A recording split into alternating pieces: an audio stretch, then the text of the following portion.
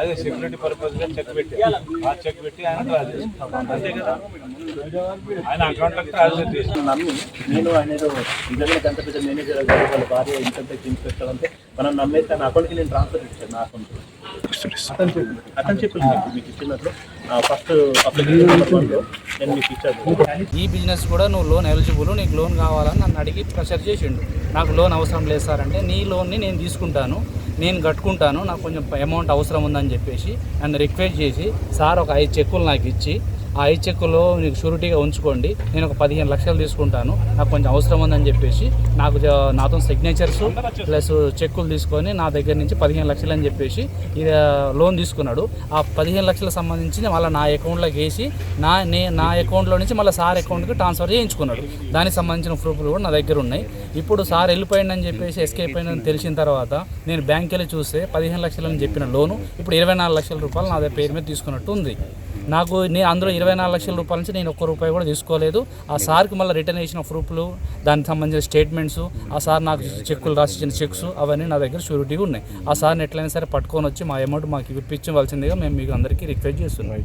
అంటే approach sir దగ్గరికి వెళ్తే సార్ ఏమని అన్నారు, నీ లోన్ పెద్ద ఉంది కాబట్టి మార్గేజ్ కానీ సెక్యూర్ కానీ ఏదన్నా ఇవ్వాలని చెప్పారు నాకు. అయితే నేనేం చేసిన, నా ఇంటి పత్రాలు ల్యాండ్కి అంటే మార్గేజ్ చేసి బ్యాంక్కి ఇచ్చినంటే సార్ ఏం చేసిండు, 20 lakhs టర్మ్ లోన్ ఇచ్చారు, 20 lakhs సీసీ లోన్ ఇచ్చారు. 20 lakhs ఏమో టర్మ్ లోన్ ఇస్తే దానికి సెక్యూర్గా నా దగ్గర నుంచి ఒక 6 చెక్కులు సంతకాలు పెట్టి తీసుకున్నారు. అందులో 2 మా తమ్ముడివి, ఇప్పుడు ఇల్లు మార్గేజ్ చేసి ఇచ్చిన ఆయనవి 2 చెక్కులు, నాదొక చెక్కు, నాది రాజరాజేశ్వర ట్రేడర్స్, నాదొక చెక్కు తీసుకున్నారు. ఇవి సెక్యూరిటీ పర్పస్ తీసుకున్నారు. అయితే కావేరీ ట్రేడర్స్కి సంబంధించి మా భార్య అన్నట్టు తనది 3 చెక్కులు లూజ్ చెక్కుల మీద సైన్లు తీసుకున్నారు. అయితే ఇప్పుడు నాకు 20 లక్షలు టర్మ్ లోన్ శాంక్షన్ చేసారు, అది వెరీ క్లియర్గా ఉంది. దానికి సంబంధించి నేను డీటెయిల్స్ క్లియర్గా ఉన్నాయి. సీసీకి సంబంధించిన లోను నాకు వస్తుంది అని చెప్పి ఇంతవరకు తెలియనియలేదు. దానికి సంబంధించి నేను ఇచ్చిన 6 చెక్కుల నుంచి సార్ సీసీ లోన్ మొత్తం గాయబ్ చేసింది. 20 లక్షల రూపాయలు సార్ తీసేసుకున్నాను నేను అనుమానిస్తున్నా. దీనికి సంబంధించి వెరిఫై యూనియన్ బ్యాంక్ వాళ్ళు నాకు అంటే ఇదేంటి యూనియన్ బ్యాంక్ వాళ్ళు నాకు దీనికి సంబంధించి డీటెయిల్స్ ఇవ్వాలి. కంప్లైంట్ ఇచ్చాను, ఎఫ్ఐఆర్ బుక్ చేసుకున్నాను.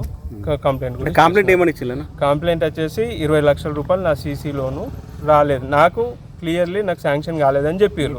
అయితే ఇప్పుడు బ్యాంక్ వాళ్ళు దర్యాప్తులో వెళ్తే నాది 20 లక్షలు వచ్చిందని అని చెప్పారు.